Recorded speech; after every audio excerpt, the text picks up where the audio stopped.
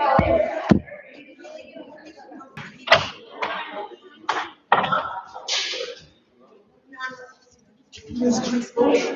Just returned like 3 minutes ago. Oh, good. It's been a crazy day.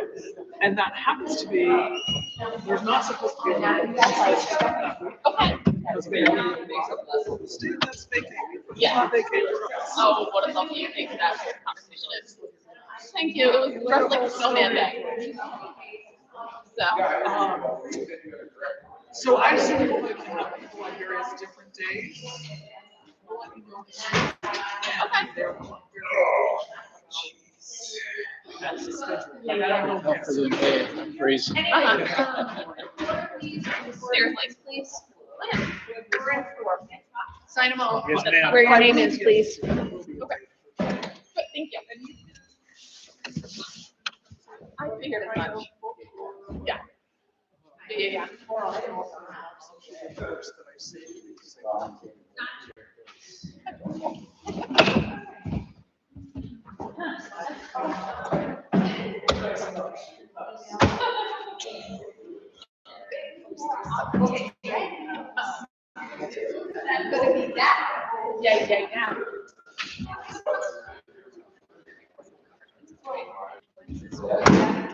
3 minutes.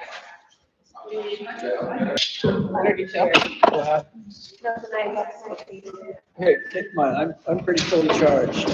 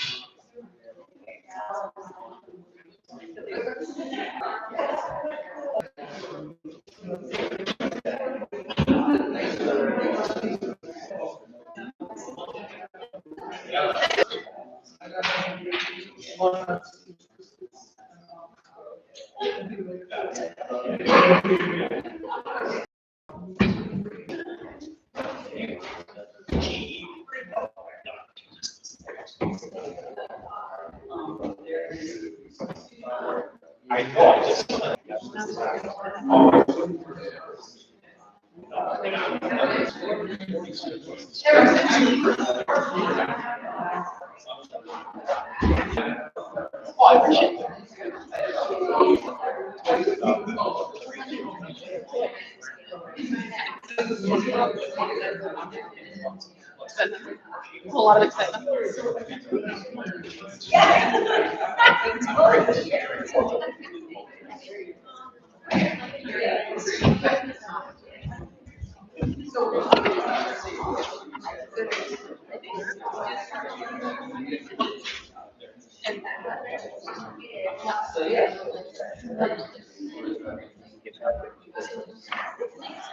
That's it.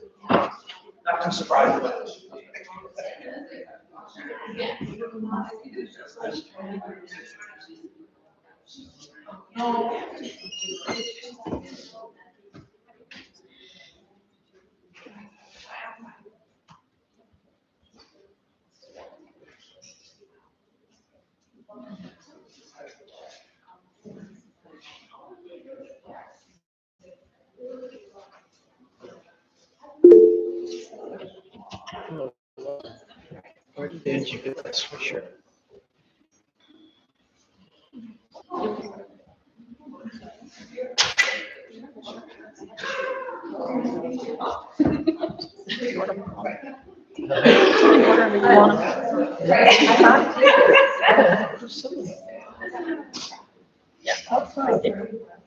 Only because I know.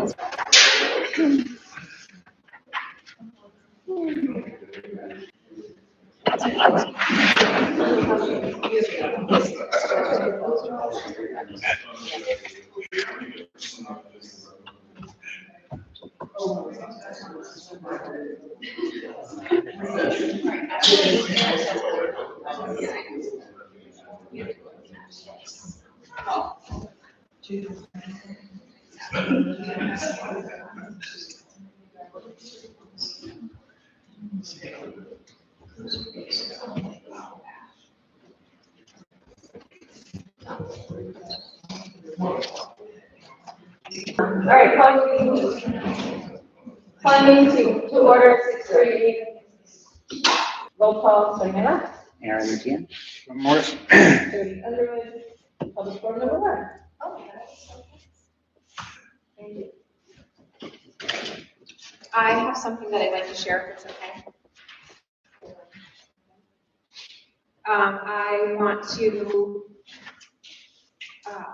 celebrate my son Owen tonight and some of his successes during his senior year that almost wasn't. For anyone that's followed our journey, you know that academics haven't always come easily to Owen. But for those of you who aren't familiar, here's a brief summary. I'm going to try to be brief. While attending CPS, it was determined that an IEP would be beneficial. He transitioned to Newport Montessori with that IEP in 5th grade. He was part of the first 4th grade class here at CPS. He was able to test out his IEP after his first year at Montessori. During the summer before his 8th grade year, he asked to go to Newport High instead of finishing out his last year at Montessori. I was opposed.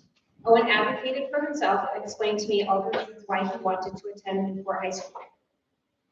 After much thought and discussion, we decided to allow it. After all, he was attending a school he didn't love, and he'd give it his all. COVID hit the end of freshman year and marred each year after. It was hard, remote days, shutdowns, masks on, no sports, and so on. I prayed so hard for a normal senior year experience. And then our budget got cut. Thanks to our wonderful little community who fought with all its might, my son is getting that normal senior year experience, and he's making, I'm sorry, I was trying really hard to do that. He's making it extraordinary.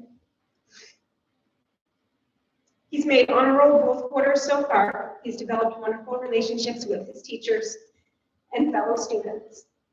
He's playing on a winning basketball team who are headed to the playoffs for the first time in 5 years.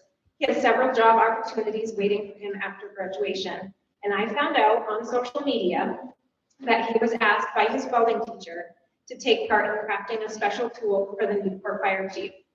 Owen and his friend Dylan Overton were tasked with replicating a sledgehammer with a special pick at one end to break glass. Owen and Dylan created this tool from a picture provided by the fire department. It was then gifted to the fire chief, which I have the article and a picture of the tool if anybody would like to see it. And because of this, he's being honored as Student of the Year by the Newport Chamber of Commerce and the Town of Newport on Thursday at their annual awards. I'm beyond proud of my son and his accomplishments.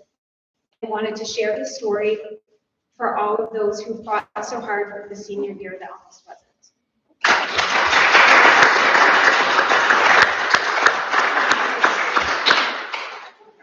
Thank you. That is awesome. Yeah, thank you. Anybody else? I want to address the discussion that took place at the last meeting during the second public forum, I believe. I wasn't present for all of it, but as it started out, Jody had expressed concerns regarding the performance of our CBS students on standardized tests. And that I was there for. But it's my understanding that later, a member of the community had rhetorically stated that since $1 million per student per year would obviously be enough to educate every student to a proficiency level, and what we're doing now does not, what would the correct number be? If I understand what happened correctly, the response of the superintendent was that even at $1 million per year per student, he could not guarantee that every student received a proficient grading and standardized tests. I don't know if it was mentioned at the time, but in fact, state law requires this very thing. RSA 193H2, I believe, requires that every student be proficient. Now, it's one thing to say, we're not there, we need to get there, what can we do?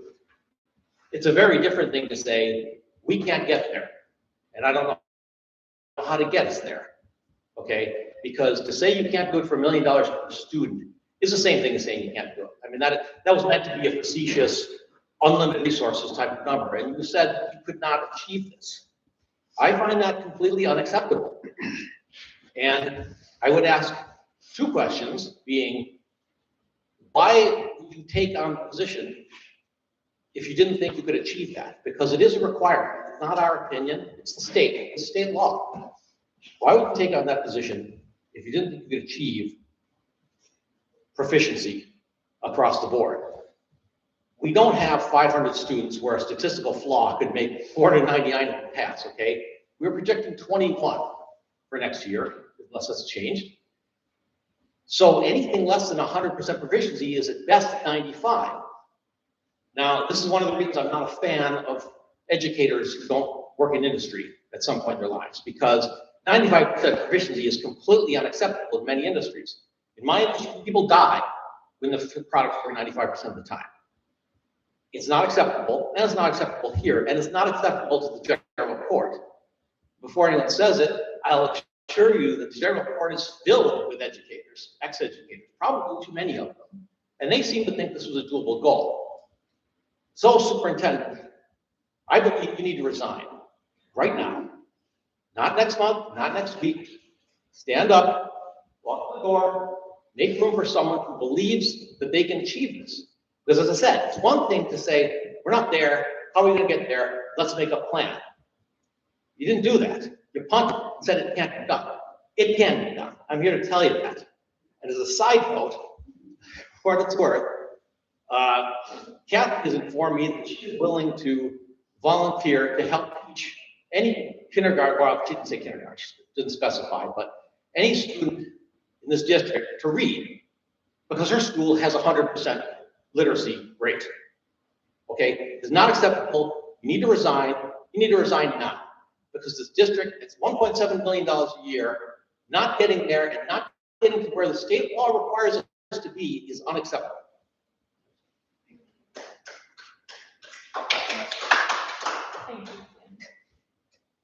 Can I correct the record? Sorry. Can I correct the record? Because that was a totally inaccurate statement. What I said was that education and proficiency is a function of time.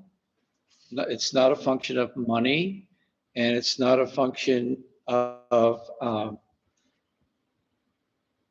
what sits in a particular building or even in a building. It's a function of time, and children of all different abilities, given the opportunity and the resources and the time, can achieve pretty much anything they want to. That's what I said. That's what I believe. I did not say that it wasn't doable. It was a facetious question. It did not deserve a direct answer.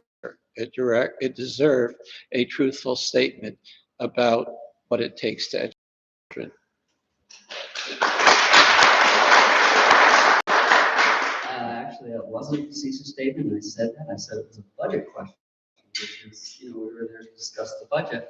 I also said very clearly that I wasn't saying this is stuff that had to happen between 8 and 3 at school. This could involve teaching parents to read. It could involve setting up, having tutors come and read their kids at bedtime if that's what it takes. But I want to be clear. If not as a facetious question, if you were given a budget of $1 million a year and you could do anything, big picture stuff, working with kids day and night at home in anything you wanted to do, are you saying that you still couldn't do it?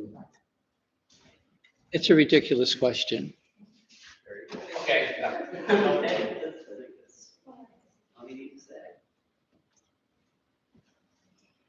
I'd like to change the topic, but first start by saying, Frank, I appreciate your hard work and understanding, the many nuances that go into educating kids. But I also wanted to reference a discussion that I did not hear firsthand, but it was about the Strategic Planning Committee, which I'm a member of. And it was reported to me that you, Jody, at the community meeting, told people that the Strategic Planning Committee was a cover for a secret plan to build a new school. Jim, they're confusing people, they're confusing you and me. I never said that. No. Jim did, I did. It's getting me. That's my suspicion. I don't know for a fact. You did, you stood up and said it. Good, okay, I'll go with that. Okay. So that's nice that somebody attributed that to me. Because it's a good. It was incorrect, yes. Okay, thanks for the correction. Yeah. Will you remember the correction? I hear you saying it. Okay. So you don't believe it? Well, the person who overheard So you're, it yeah, go ahead. is pretty reliable. And so I'll certainly go back to her and say that you claim it's not true and, ask her a little bit more about the conversation that she heard. Let me know how it goes. I will. Are you saying that was in a private conversation or was it to the It's whole? at one room? of the tables. Okay. Okay, anybody else? So if I may, just to clarify, what is your position, Jody, and the rest of the board? I think those of us who've been attending strategic planning and participating on it, we're not under any illusion that it was a cover for anything. So what is this about a school? A new school? What do I think about the strategic planning committee and the? What do you think about what was just stated? You just agreed with Jim say I heard. She said she didn't say it. I didn't say it. Yes, you said you didn't say it. I agree you did say you didn't say it. And you said to Jim, it's so good that you said it. That implied a Did I say that? I said they're confusing you and me. So my direct question to you is, are you doing something about a new school? Am I doing something about the school? About a new school? Am I personally doing something about a new school? That's my question, yes. I don't understand the question. What do you mean by doing something about a new school? The strategic planning committee is gonna come to the board with recommendations. We're not doing anything yet about anything. And there's nothing on record of any strategic planning meeting discussing a new school. So where is that rumor coming from and why is it being started? Who said, I don't, what are you asking me? Oh. If I said that, if I said that the strategic planning committee is gonna recommend building a new school? Is that what you're asking me if I said? I really don't understand your question. What is, I'm a little confused too. What is the rumor that's going around about the strategic planning committee? Well, what I was told is that at the community meeting, that Jody said the strategic planning committee was a farce and a cover for Frank's plot to build a new school. Oh, But it- Frank, so the accusation is that Frank is plotting to build a new school. Yes. So if Ian gives me $28 million, I'd be happy to build a new school. And I will share, I said, well, this is foolish. You know, it's a all foolish nuts. rumor, but the person, it's my mother. So I'm gathering the point of the accusation was that Jody was trying to undermine the strategic plan, That was what she understood. not that she's trying to build a new school. Okay, No, not that she's That trying makes to build. sense at Okay, least. so I think I know the conversation you're talking about. They asked me how the strategic plan committee started. And I said that the superintendent saw that there was the number of students was decreasing and he wanted to do something about it. And that one of the possibilities was fixing Croydon Village School, building a new school, like there were things about that he had to discuss, and that was why the committee was formed. If she heard me as saying something else, she was reading into what I was saying. She also heard it from someone else in the community. Come on. I know. That wasn't at the table? I'm sorry, I'm not really, see, this is very strange. I thought it was strange too. I think I've addressed your question. But it was, is this all related? Is that, did your question get answered? I think Hope was. In fairness to the work that the Sustainability Committee did, which has turned into the Strategic Planning Committee, including a meeting over a year ago that Russell came to from the town selectmen. There have been many options brought up in brainstorm kinds of situations, including, and I think they're all listed in minutes of the various meetings, everything from full tuitioning to adding grades to this school at both ends, to doing just a K2, to replacing the current double wide with a new double wide, to building a new school that's attached to the old school, to building a new school that's separate, to building a new school that might be attached to a new town hall as a joint project, et cetera. There have been tons of ideas floated around as what ifs. Nobody has come to any kind of plan or that I'm aware of to do any of those things. And part of the reason for the community meeting was for the strategic plan to gather data from community members around all of those things to see what the community was thinking and to try to grasp that information. I haven't actually digested it all. I know that Lynn, the consultant, she has been collating that and putting it together for members to look at. And I'm assuming on March 6th that we'll have an interesting discussion about that as, facilities, that was the facility piece, but there are a lot of other pieces also. So I think there's a lot to March come. 6th? March 6th. What is What March is March 6th? 6th? I think that's our next strategic planning meeting. And if I can just say one more thing, I responded to my mother-in-law by saying that, perhaps it was because it was one of several options that had been thrown out, including in the survey, that I had never heard anything before, and that I would directly ask you at the next meeting to clarify. And I guess the kind of additional worry that she felt was because of Kathy Peshke's letter to the editor, where she pushed that rumor, saying that the strategic planning committee was really about building a new school. And so not only was it a discussion at the meeting, but now it's in print, and I think it has misled people. I know that's not you, but you were in the conversation, which is why I'm asking about it. Conversation at our table. Yeah, it's better to comment education's rumors to do better. Anybody else? Public? All right, so additions or changes. So realize I would like to have an update on the school choice open house.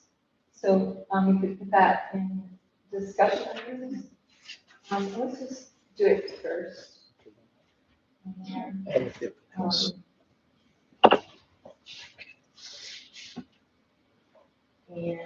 the second thing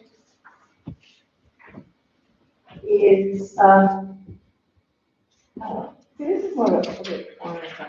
But I learned recently that, a state rep shared this with me, I don't even remember what he did, but in RSA 193, it says that any school used for a tuition program, if it's approved by another state.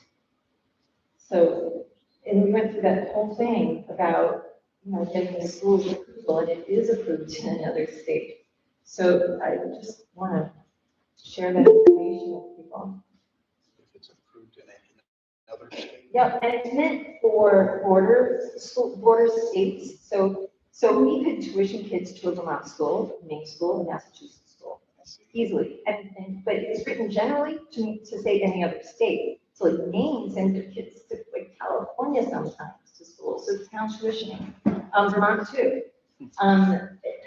So that's it's written that way. So that said, it was in the RSA that we probably didn't need to go through that whole process, that it was actually completely acceptable to accept the private school that we did. Sorry? I'd have to read it. I don't remember seeing that. Oh, I know. And, yeah. I can't remember the details of, I do remember that, I think it was Frank Edelblut that said something to that effect to me. And I did get a letter showing that the school was approved in California, but I can't remember what happened after that. There was some reason why we couldn't use that, but I don't remember Right. what it was.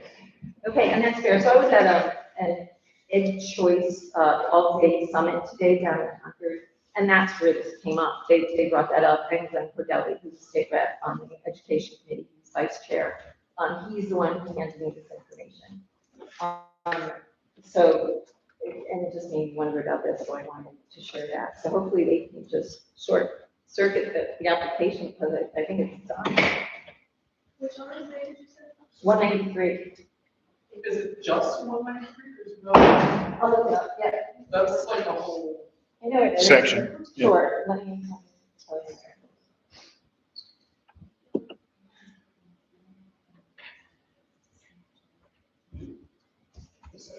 193, colon 1, Roman numeral 1, letter D. Where's the top? Duty of parents compulsory attendance by pupils. child, I think there's a preamble to this, if a child is attending a public or private school located in another state, it's one of the options for what schools could be included, which has been approved by the state education agency of the state in which the school is located, or is attending a private school located in New Hampshire that is approved as a school tuition program by the school board pursuant to RSA 193.387. I mean, that's pretty clear. So, and it's right at the very top of RSA 193.1. So, that's it. Is our district involved in their approval process though? They're just doing that themselves, right? I have not heard anything from the school that applied. I have had students go to other states on a tuition basis from other school districts. Generally, that's a physical building, of some sort. But the real issue for us is that schools get on the approved list at the state so we can get,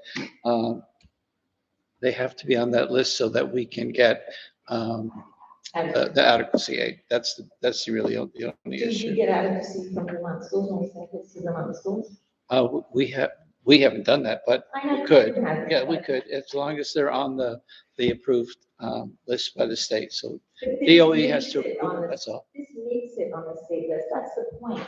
But they're not physically on the list. So, Mr. Edelblut needs to get them on the list. This is the law that defines the list. But there's probably a rulemaking that puts that law in practice, so there almost always a rulemaking for RSAs.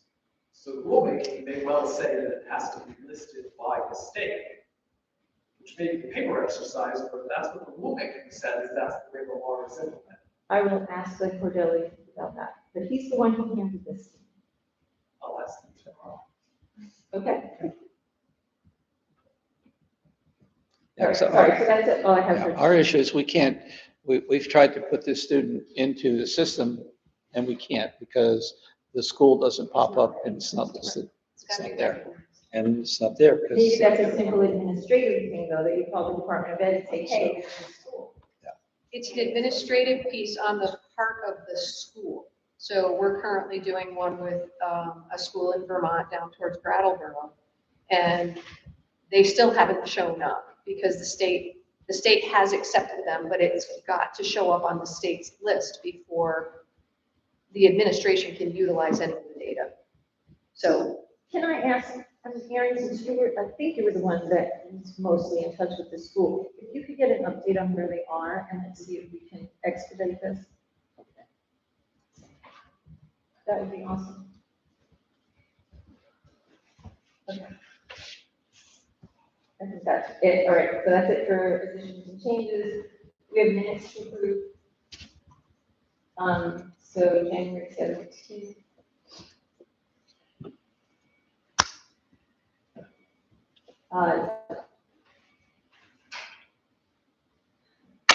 All right, so I put a comment in it that needs to be updated in the document. So that I didn't want to make the change, but that basically wrote, let's see, first reading of the Croydon tuition policy, a lot of suggestions, Jody added any comments. And they not to add it now. And draft language and policies for the second reading, but I didn't do that. So we're gonna have to do a little extension tonight and get to it. But yeah, that should have been in minutes. That's the only change. Other than that, I would make a motion to accept the minutes. So, oh, actually, one more change. I hope they make, what is this update on the State House? It's the State House education bills. Just to, clear it up. Those are my two comments. So you're second. Each program, you guys want to make sure I'm not mixing it up with the other 7 minutes.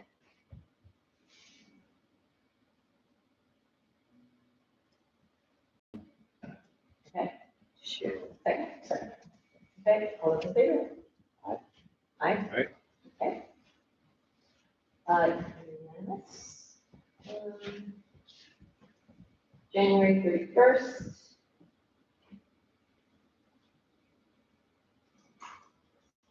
Okay, so this was the budget.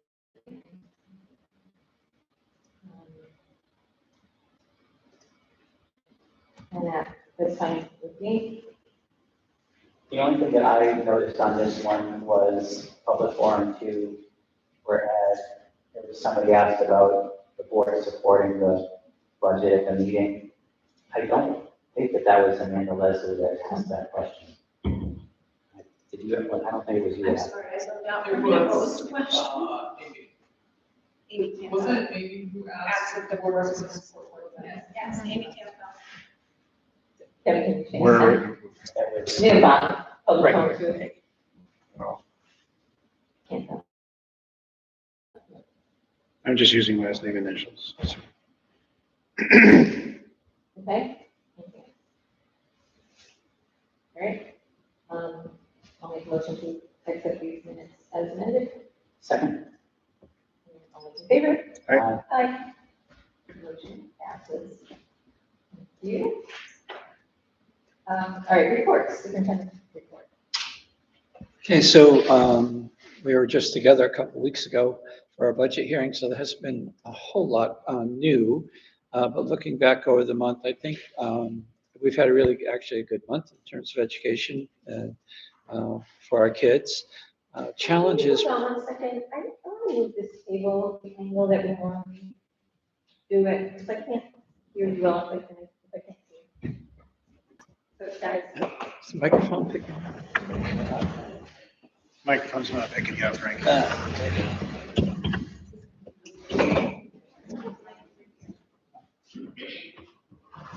Test, test. Yeah. Perfect. Okay. So I'll hold them just a little. Very good.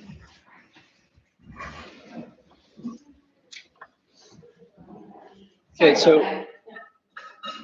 Okay. Yeah, so we were together a couple of weeks ago. We successfully had our budget hearing and passed our budget and our articles for inclusion for the town vote. can you talk more to the microphone? Sorry, it's so hard.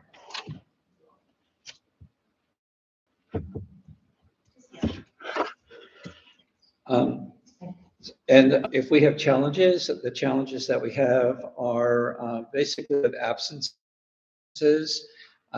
Because our staff is so thin, when somebody is out, it makes it really difficult. And I have to congratulate my partner here, Nicole, who has done an amazing job to make sure that we stay open and that we cover our classes as best we can, provide a good educational experience, even when we are really short on staff. So thank you to Nicole for that extra work that she does and that whole team does there every day, actually. We've been busy. We did the hearing. I mentioned that the strategic planning committee did not have a chance to meet this time, but our consultant was very busy collating data and putting that together, so they'll be ready for our meeting in March. Members hopefully will be reviewing all that data, and so that meeting should be very productive and not have to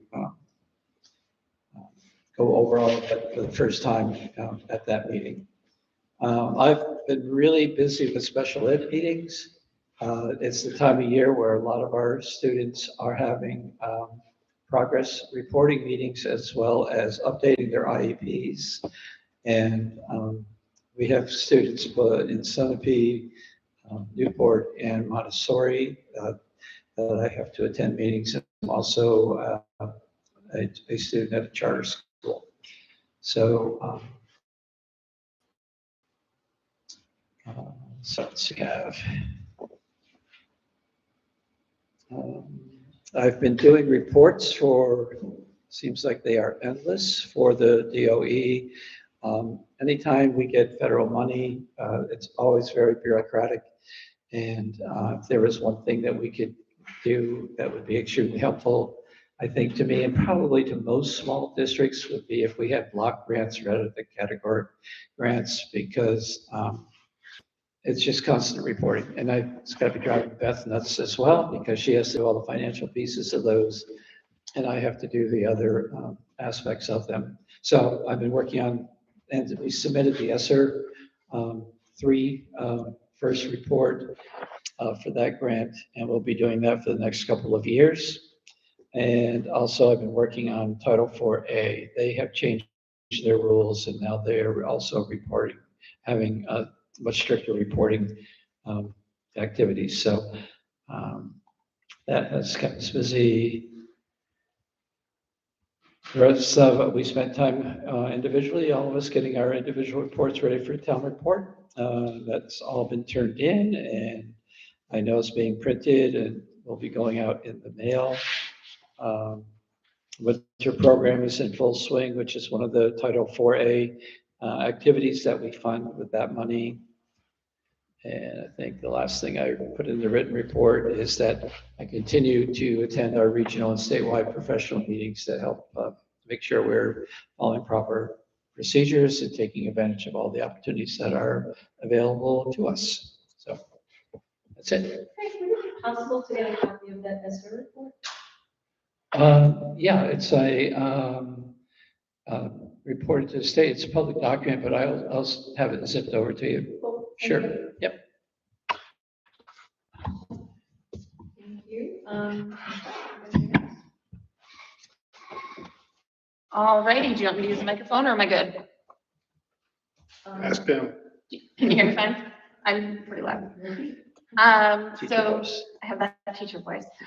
So while Frank's report was rather short this month, I am the lengthy one. And so just to kick things off, talking about our academics in the K-1 department. They're focusing on geology and science right now, and they're having a great time learning about rocks. Mrs. Scanlon has all sorts of different kinds, and they get to touch them and they get all excited.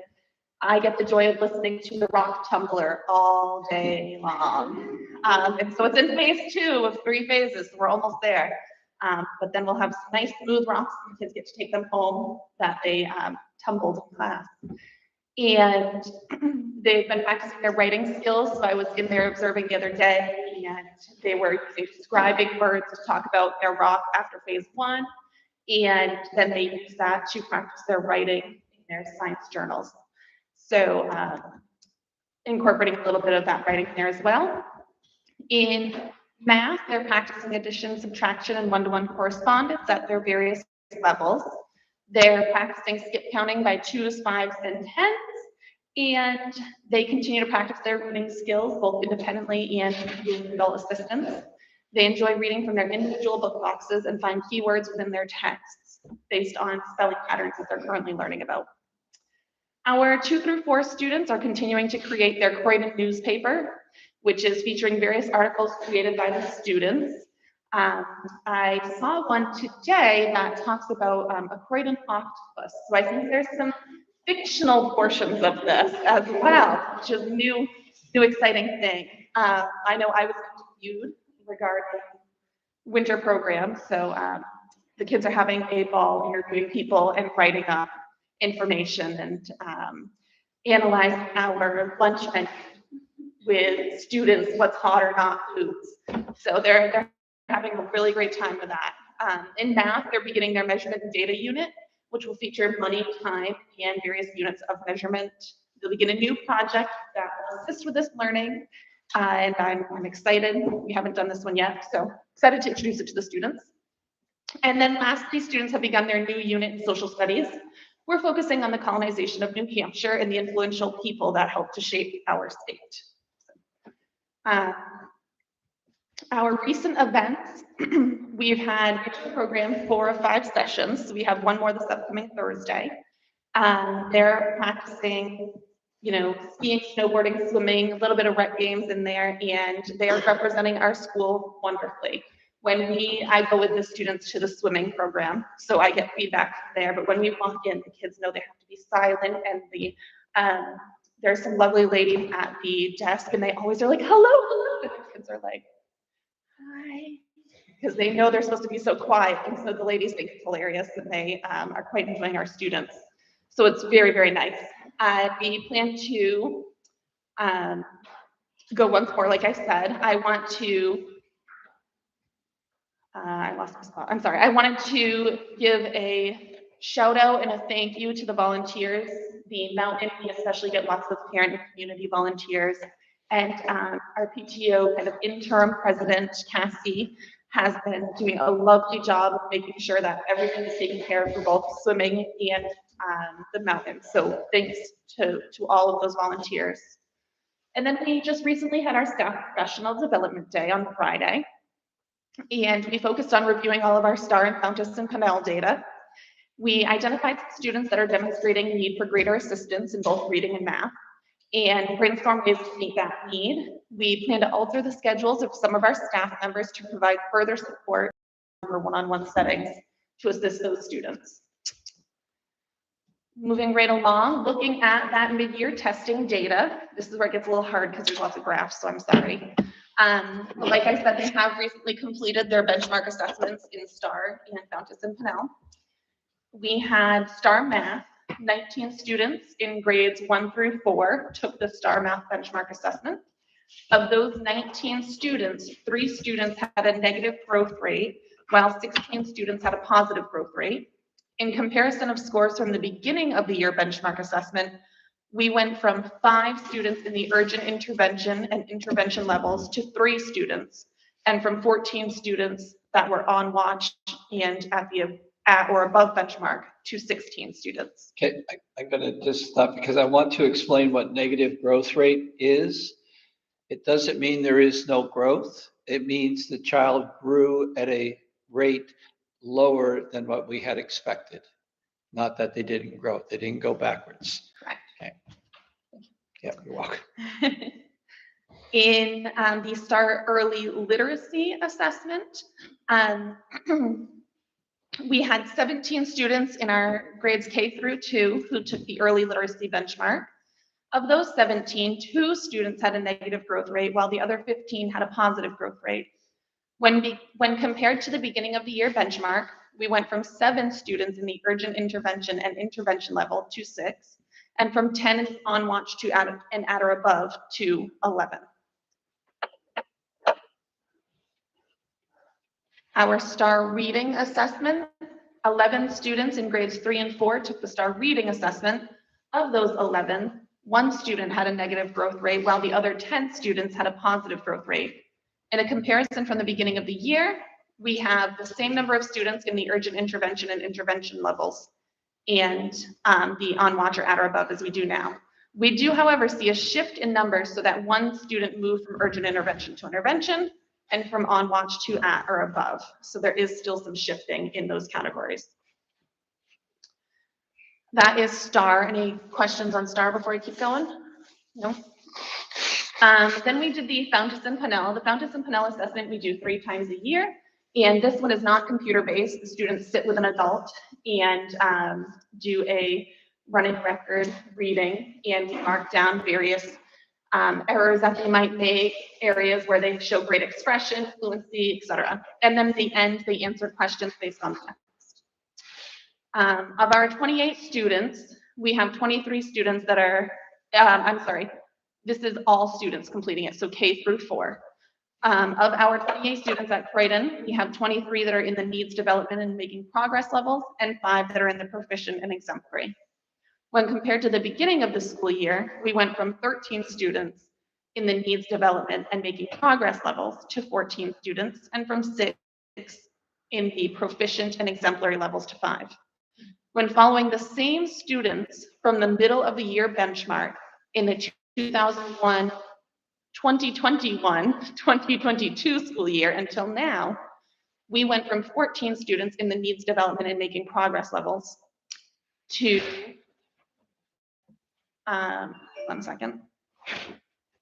12 at the beginning of the year and 12 again. How do those split out? Sorry, the needs development and making progress, is that one lumped together category, or are they 2 numbers? So the needs development and making progress are 2 different levels. And I just kind of look at those as like the 1 and 2 and then the 3 and 4. Fountas and Pennell is very strict about if we're either an O or you are below level. Whereas there's not much of a range like there is, for example, with STAR, where it can be a range of scores. And so it's very strict. You're either on proficient or making progress, needs development, and then if you're on proficiency, you're exemplary. They each have 4 categories. So what do you mean on? So STAR has a range of scores, right? So you could be making it up. You could be a scaled score between 100 and 200. But they do have the 4 categories: urgent intervention, intervention, unwatch, and additive benchmark. Correct. So that's the same in that sense, because that's the 4. Right, but what I was saying is that Fountas and Pinella goes by the alphabet, so it's much stricter categories. What I mean is a student could be on STAR in a range between scale score of 100 and 300 and be on watch or making progress or what have you. But in Fountas and Pinella, there's not a LMN is one category. It's you're an M or you're not. You're either an M and you're on, or you're either below or above. So You're saying that the needs development category, they might need a lot of help, or they might just need a tiny bit of help, and you can't really know through that number. correct, Okay. correct. So, Because but that said, how does that category look on its own? Like when you split it out from, you were grouping it before when you gave the numbers. You were saying needs development and making progress. Didn't you give one number for both of those? I did. Do you want to? Yes, Yeah, it's what's on the that? graph. Sorry, Yeah. I was not attending. Okay, so are you asking for How many need development? 15 and 5, those are the numbers you got. okay, so 18 and 5. But it's 18 and 5, So 18 need development and 5 are making progress. correct. And then Heavily weighted towards the needing development. needing development. That's correct. Yeah. And so then, as I was saying, if you look at the third chart, it's got the 4 different colors. So the middle of the year, last school year, we had 12 students needing development. And these are the exact same students. So we are not following any students that are not currently on there. So the exact same students, we had 12 needing development this time last year, and now we have 10. Then last year we had 2 in making progress, and we have 2 still. We had 1 in proficient, 1 now, and we had 1 in exemplary, and now we have 3. So we have a shift of about 2 students that are moving up. And so that is just you can see the 4 different testing, but I just did the first and last. And you didn't show us charts for all that data, correct? It's all on there. All the charts are here? I have, For all the data you just said? Yep. Okay. I can tell you it's So page. which one is it? Yeah. Yeah, it's, so if you scroll to where I wrote about Fountas and Pinella, the next page has 3 charts. The third one shows you middle of the year last year until now. In the year. It's called benchmark scores from 2022, middle of the year until now. Oh, the third. Yep, and you just have to keep in mind, because it can be difficult, that each time was middle of the year last year, and the blue is the middle of the year now. But it's chronological left to right. Yeah. Correct, yes. So the needs development is coming down a little bit, but it's still a pretty high percentage. It's Pretty high. Yep. A majority of the students, is that right? Okay. Correct. Okay. Other questions before I move on? So what are you doing to help address these? Yep, so like I said, during our professional development day, we talked a lot about this data. Obviously, as a staff, we can go a little bit deeper into students and how we're going to assist them. We are going to use our Title I teacher a little bit differently, incorporate her a little bit more into the lower levels, because you're still noticing students that need assistance with recognizing their letters and things like that. And so we're going to do a little bit more of an intensive intervention to assist those students. We're noticing our upper level students are making those gains that we're hoping as far as like that movement. And so we're hoping to get some of our younger students to also be making greater gains. Would it help to have another person help with that? There's other people that are always helpful. So Kathy offered her help, so she'll be getting on that. Anybody else is welcome to. So, just a quick question. So the third graph shows a far lesser number of overall students. Correct. Is that just grade 4 or something, or what is this? That would be students in grades 1, let me think about this. Last year's K to 3, this year's 1 to 4. I'm following the exact same students. If anybody moved in those grades, I did not count them in this one because it's the exact same students. Okay, so it's just the first graph that's everybody. Correct. The other Correct. two are. Yeah, and then the second one down, Students. yeah, the second one down shows you grades 1 through 4 because at the beginning of the year, we don't even test K Okay. in Fountas and Pinnell. And so I really want to follow those exact same kids as I go. So there's the same number of kids in each of these bars. The top one has Has far all more the current students. kids. All the Yeah. current kids. The second Correct. two Yeah. have only the students that have been continuously tracked. Monitored, correct. Okay. Okay. So we could interpret that third chart to, if it was to be a percent of total students, the bars would still look the same. Is what you're saying, is the total number of students that you're holding constant for each Correct. time period. Yes, so for each of them, it is the exact same number of students Okay. because they're the exact same students. So 16 kids in that house. Yes, yes. I think that's fair to match it. It makes a lot of sense. Yeah, because if the total number is changing, then the percentages are gonna be, it's gonna. Yeah, in which case we would really have to look at percentages as opposed to straight numbers, but, yeah. Okay, all right. Lastly, our upcoming events. This week is Winter Spirit Week. Today was Snowman, It's Cold Monday. And so we were dressed like snowmen and it was a hoot, but I did have to change my shirt because I couldn't come in all white. It was just too much for me. And so tomorrow is Valentine's Day celebration in the afternoon. We welcome kids to wear their fanciest outfits or their red and pink, however they choose to celebrate. Wednesday is Wacky Wednesday. I am only anticipating greatness. I've heard of years past some of the things that kids have come in with, so we're pretty excited. And then Thursday, we have our winter program during the day, so kids can wear their CVS clothes and whatever they would typically wear for winter program. And then we have our winter festival from 5 to 6:30 on Thursday night. This is sponsored by the PTO, and they have a little small fire, and kids can have hot dogs, s'mores. Community members are welcome. Typically, we have, well, I know we'll have lots of games. We were talking about that at our last PTO meeting, and we welcome all. Let's go. And then Thursday is technically our 100th day of school, but because we are at winter program, we're going to celebrate on Friday with an old-fashioned PJJ, because that is the kids' favorite, and we'll be celebrating 100th day with a small 100th day of school contest. Students can create art projects for slowly but surely displaying them as they come in. And so that's this week to kick off before February vacation. That brings me to my important announcement, just a friendly reminder, we do have February break this next week. This is not the same as Newport School District. So our bus will run for both weeks to ensure that everybody gets where they need to be. So we have vacation this upcoming week, so does Montessori. The week after that, Newport and Summit have their vacations for clarification.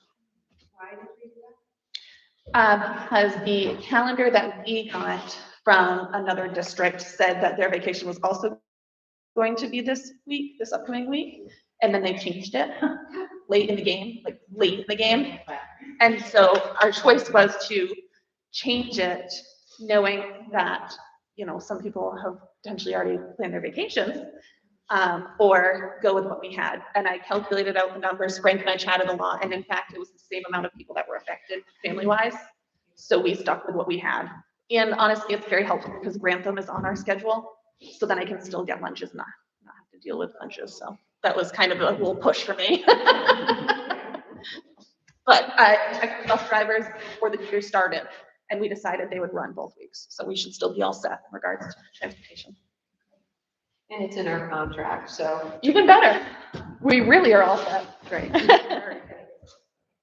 Okay, my long report's over. Thank you. Okay, do I need a microphone? No, everyone here? So I apologize ahead of time, I don't have any tumbled rocks and there are no octopuses in my report. Although you could consider there are octopuses, because there's probably tentacles in the information. But so we met not that long ago, so we're pretty up to date on where we all are as far as, excuse me, the Croydon budget. The month of January is always being focused on the school district budget. The public hearing was held on January 31st. And after that meeting and some deliberation, the school board adopted the fiscal year 24 operating expense and revenue budget, which will be presented at the school district meeting on March 18th, which will be held this year at the volunteer fire station. The administration also presented at that time a district warrant for consideration. It has 3 articles: an opening, an operating budget, and a closing. Very straightforward district warrant, which was also approved by the school board on the 31st of January.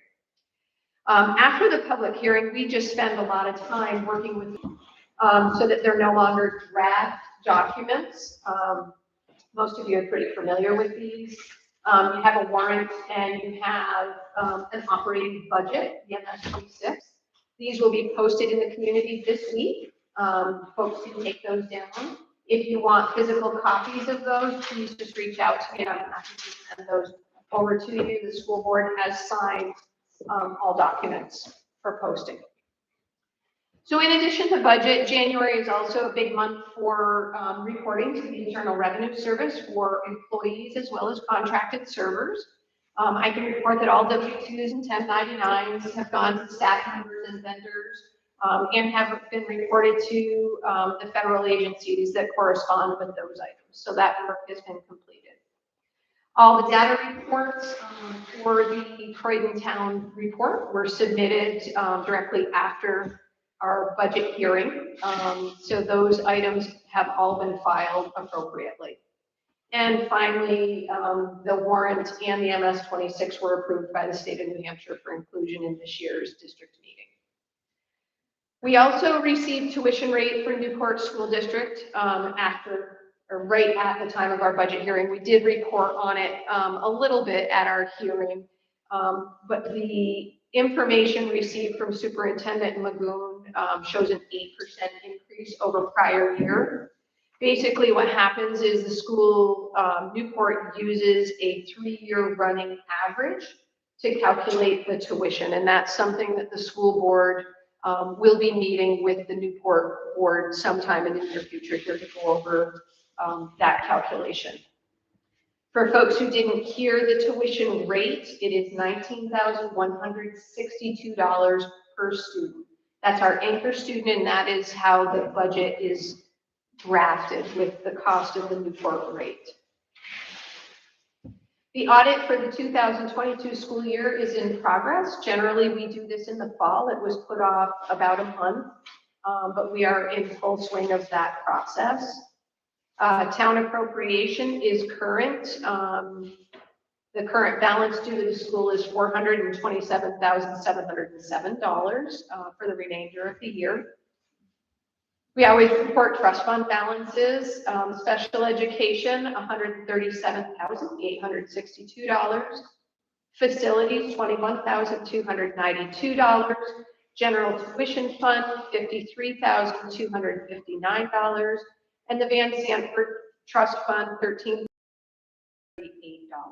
Can I ask a question, Beth? Sure. In the town appropriations? Yep. Kind of expected it to be the same all the time, is it not? No, because what they do, because their tax rate was set, it was finally set at the end of December. Basically, what they do is they take the total amount due to the district, take away from that any July through, in this case, December, and then they divide the remaining amount by the months left. So it went up. Yeah, Anything regular. Yeah, they would be regular. So you can see for the first 6 months, it was 85,541. And when they did their recalculation, it's 109,997. Again, it's just based on the total amount due and what they had paid up until the time they set their tax rate. And then they just recalculated. Yep. Thank you. You're welcome. And remember, the amount that comes to the district is the state swept amount along with the school appropriation. So the proposed budget for the 24 fiscal year has a tax impact of 29 cents. It's 29 cents additional. Your current rate is $7.48. The projected is $7.77.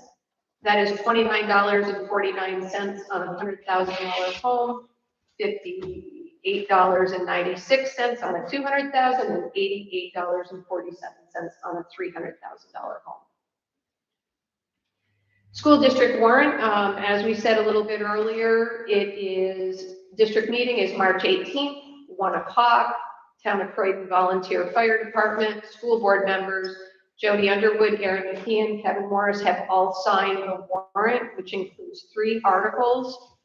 Number 1, to hear the report of agents. Number 2, to vote on the operating budget, $1,704,759.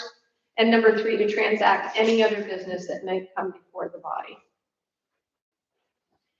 MS 26, which is your school estimated expense and revenue report. When you look at that, if you take a moment to do that, go to the very last page. And the very last page of the report is basically the summary, the operating budget, $1,704,759. Revenues and credits, $211,721. That amount represents everything that comes in except adequacy and swept and what you raise locally. So these are all this is basically your surplus for the most part. State education tax and the grant, which is adequacy and swept, is $537,820. So an estimated amount of taxes to be raised, $955,218. And again, all of those items are found in your revenue and expense sheets that you received at the public hearing. I've included for board members the current budget, revenue and expense reports, which they've had the opportunity to review over the last few days, and manifest which to our next meeting. If there are any questions, I'm happy to entertain. Yep.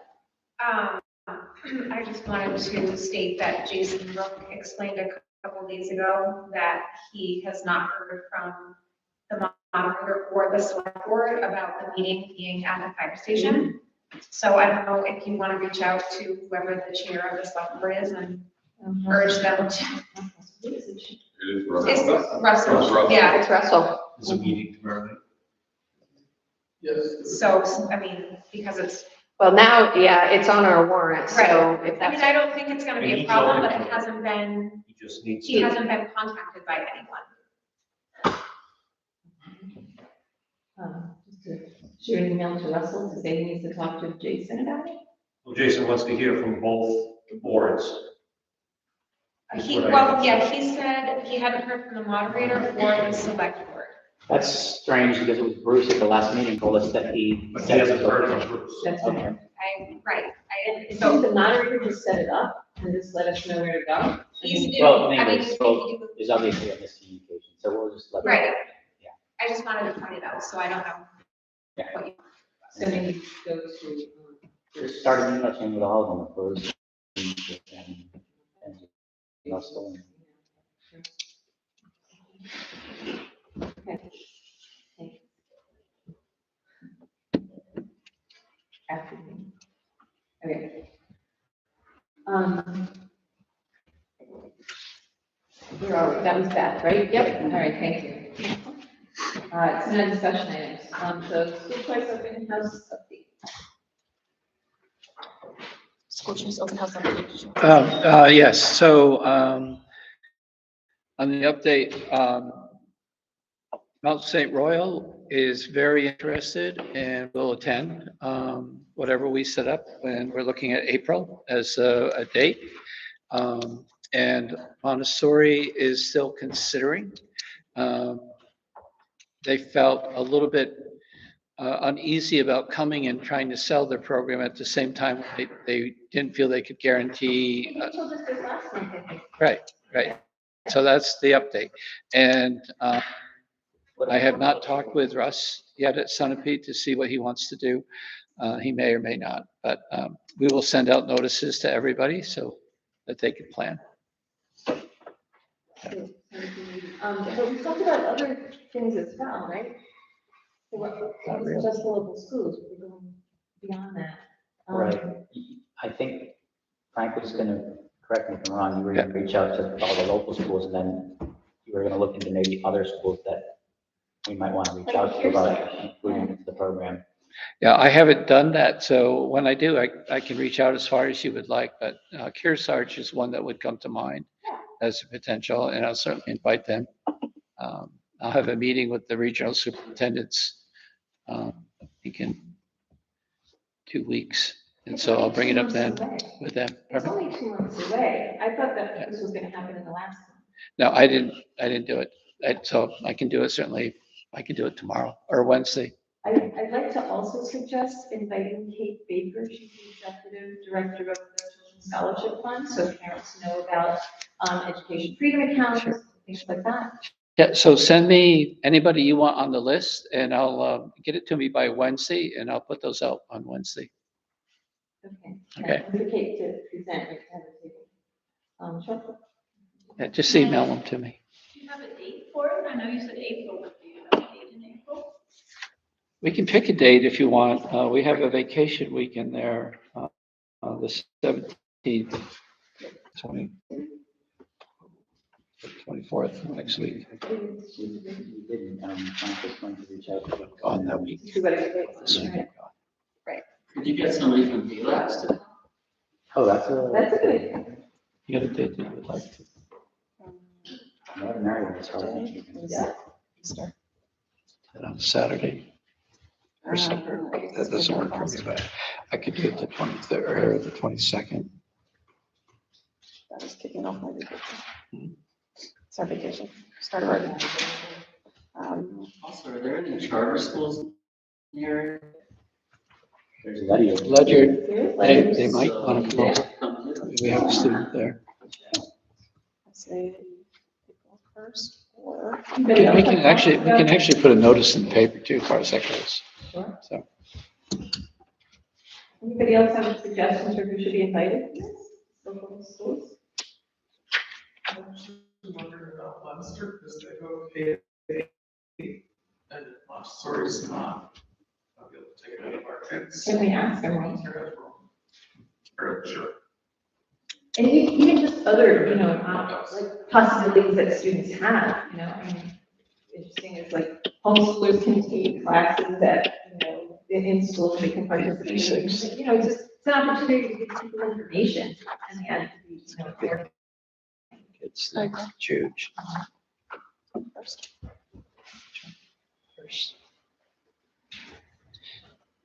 We're having a little conversation of dates and we're thinking maybe April 1st. Because all the schools have different vacation weeks again in April. And that makes it really hard for and families. And going into May seems late, so. So April 1st, I think is when we'll do it. That's a Saturday. That's about 6.5 weeks away. 6.5 weeks away. Yeah, that's not good. That's fine. Yeah. Nice. It's soon. So let's start emailing people. And what time is that usually, 10 o'clock? I think we did 10 to 12 last time. didn't Yeah, we? that worked pretty well. Yeah. Okay. 10 to 12? Ed, what were you saying? I just said I'm 29 miles out of sea. Location? Going to do it here? I think. This worked fine last time. Yeah, this is where it's. Yeah, this is fine. It's fine, and the people that, and when we used to do this, it was the people who were fourth grade parents, eighth grade parents, and families that would just come. It's not going to be a huge turnout. And it's We'd like like, to encourage others as well, right? But if we can have an ad that shows that. people come and go, it's not like it's packed the whole time. No, it's gonna be packed. But it's all good information. Pardon me? What do you want me to call it, for posting purposes on the website and at Class Dojo? Be great. No, what are we gonna call it? Oh, school choice open house. School choice open house, got it.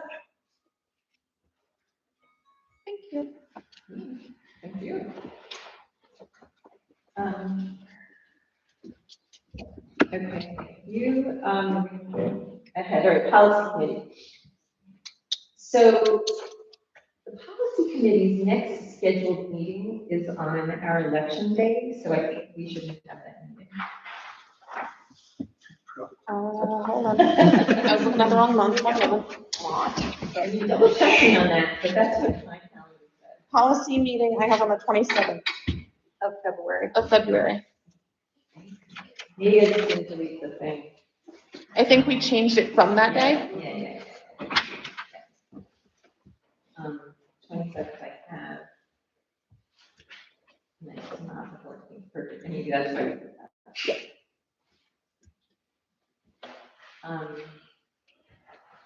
So strike that. Perfect. Is that good? All better, 27th, yeah, we're good. Still stays good? Yeah, we're good. The next policy meeting is good for you to have on the February. All right. So now the second meeting of the facilities use.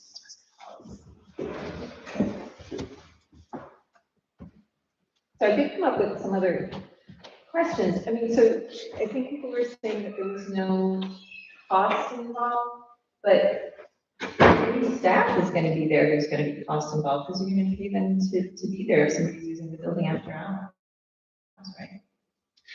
So that, if there are costs involved, they are paid by the people who use the building.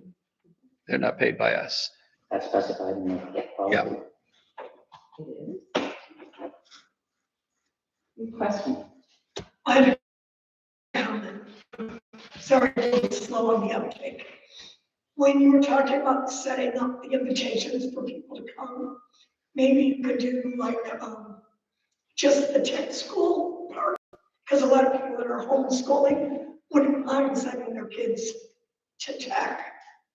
You know what I mean? Like, I'll have a tech representative. yeah, from like Newport or, I don't know, the Claremont one.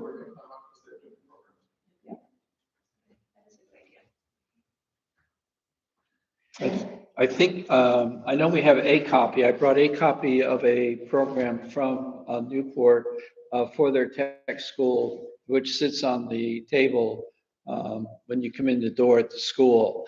But she was going to send up multiple copies on the bus so that we would have some for our parents also. It shows a lot of the programs that are going on at the tech center. And they're expanding their offerings there next year, hoping to.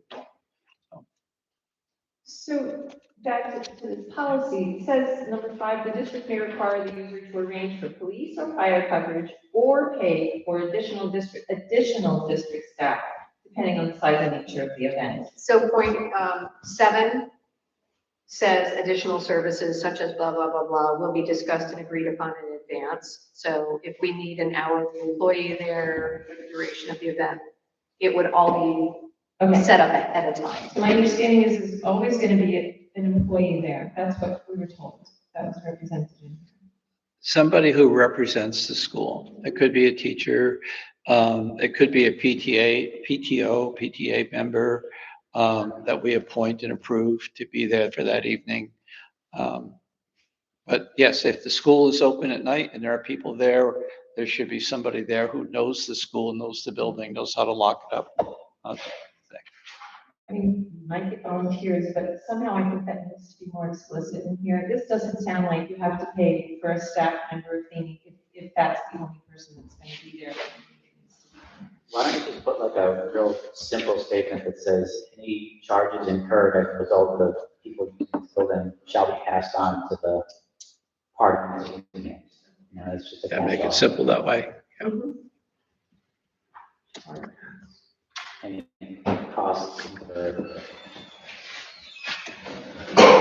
Incurred by keeping the building open. And that should include any damages too. That's already written damages. This is about, Yeah, but if you have one statement, you don't need to go through different. I want them to understand that this could be for a staff member right from the get-go. Damages is something you don't expect are gonna happen. It's very different. In my opinion. Okay. Staffing costs, we pass on to the user. Okay. Makes me happy. Last time, two questions. One, what could you possibly do over there that could be over here for less fill and run? Second, since the town owns the building, wouldn't it be the town's business to decide who goes there rather than the district's? I mean, you could just leave it to the town. You don't have to have a policy. The town can do whatever it wants with the building. I think the district is more interested in safeguarding the items and equipment that are in the building. And yet they don't own it, so they'd be less liable. But they run it, I mean, it's the principle. There's already a system set up to do this. It is so. Yeah. Well, it's kind of like saying I rent my house and therefore my landlord owns the house, therefore he can organize events in my house anytime he wants. That doesn't really. I think it's more like if I rent a house from you and I don't specifically have a clause saying I can sublet it, I can't. I can use the house for my use. You can use the school for the school. And if the school wants to do something else with it, they need the permission of the town, which owns the building. If the town is giving permission, there's no reason for you guys to fool around. So honestly, I think we should run this by the select board and see what they Yeah. think about it. Didn't you already set up a policy committee and have a way for these policies to come to you to be read and talked about? So someone can say something from the floor and all of a sudden a policy from policy committee is. The policy committee makes recommendations to the board. They don't necessarily consider everything. The board can still change things and so on. And I mean, I have a similar question written down. There's no reason not to run it by the select board. They'll probably say it's okay. They might. Yeah, just do it. They'll let them know about it. And it is the town's building. How did we come up with having to have this policy to begin with? Because I think it's ridiculous that anybody. I do too. I said that from the beginning. I said that in the last. That's been previously stated. Yeah. Right, I mean, why would they want to use that building over this building? I don't know. That's a legitimate question. It was a formality to cover the insurance aspect of the district. So, Why can't you just say, you can't have an event here? Oh, that is what you said last time, isn't it, Frank? That we might get a discount on our insurance rate. Well, I think Andy's also saying if you just said nothing to be held to, that's so- the same discount. right, so your policy could be that you will not allow outside groups or people to use your building. That could be your policy. Once you open it up and allow somebody to use your building, and we have had people use the building. Not a lot, but, You have. and so We talked about this last time. that, I believe so, yes. I mean, I can't tell you. For example, Yeah. is an organization that Some group who you found was tasteful, for whatever reason, wanted to use it, you would have to let them use it. If you have policy, and that's why this policy is a little bit longer and a little bit more involved than we would hope, but it allows us, local folks and school-related folks and town rec-related folks and all those kinds of folks to use it without costs for them, essentially, unless they're going to be open at night and you need to pay someone to be there. But, and we can also say to a group that we think might do damage or cause a problem, we can say no. Generally, the insurance companies like that because it limits your liability. Wouldn't we need extra insurance to have other people? Use the building? They generally have to provide a certificate of insurance to the district. Well, that would be the organization Yeah. using it, but no. That's correct. And if we're gonna get additional, if we're gonna allow other people to use it, then we need additional coverage for those who don't have insurance. Or if they're outside the district. Oh, if they're outside Yeah. the district. Can I ask? I would like to use the building, as I have in years past. It's not me, but I have been actively working on arranging babysitting for the school district's annual meeting. We have historically had that run out of the school. Do you want me not to do that? But it's never been a problem. I know. This is my point too. I'm just. It's so not, there's ever been anything like right, this things are before? not problems until they are, and then when they are, it's too late to create a policy to control it. So you have to be, it was meant to be a very simple, very easy, very quick, proactive policy to keep us out of trouble. It wasn't meant to be anything so complex as it's gotten to be, but whatever. So those are my comments. And then there's language, make language stronger in regards to paying for damages. So that's what we wanted last time. Users will be, what I have here, users will be financially responsible for any loss or damage to property and any cleaning costs that are incurred. Good?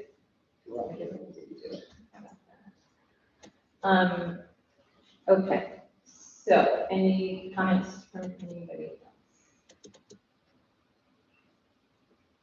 Okay. So, I have that question now, but,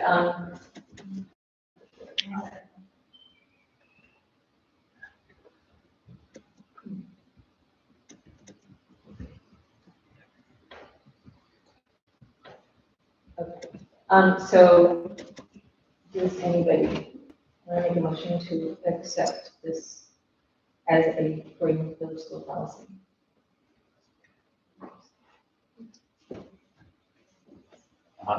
Yeah, sure. Can I see what you amended? Because you're not amending it right inside I didn't. the shared drive, so. I am on the shared drive. It just might be a slow internet connection. Maybe it's in a different folder. Because I was going to, I pulled it out of the meeting folder. Did you pull it out somewhere else? Yeah, the policies and review folder. Oh, The only real change was the one with the stronger language on the pages. Correct.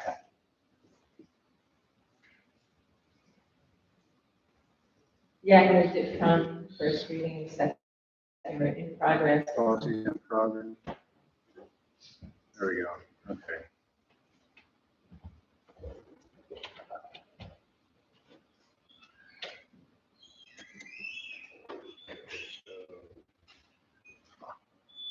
And then number 5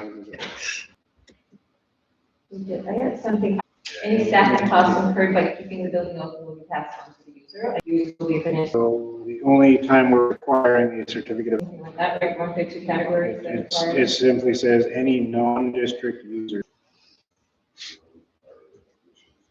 So non-district isn't non-Croydon resident, it is not school district affiliated. So, Right, in one way or another. so then how is that going to be interpreted when Amanda wants to? PTO tends to be, and PTAs tend to be covered under school policies, so, yeah, so they're all. I just didn't want to have this be accepted, then all of us are gone, Frank is gone, and somebody's reading this, and oh, Amanda's not district employee or whatever, so now she can't rent it without $1 million in insurance. Right. So Yeah. I just don't want to paint ourselves into a corner by language that, that lasts longer in this position than we do. So. I mean, I don't like having this policy at all. I think we have a good program in place and everything is covered by people who use the building. If there are other users of the building, and Nicole, you said something before and I didn't hear, somebody said that there's other users of the building, or is it really PTO and Amanda? That's just annually. Yeah. Right. For example, if, I know a couple of times it was used by members of the We Stand Up group to kind of chat quick before, various meetings, things like that, so it could also be in that nature. I mean, at our policy meeting, we asked, and we didn't get any specific answers there about who used it. Well, we had talked about the PTO during those meetings That as was well. mentioned eventually, yeah.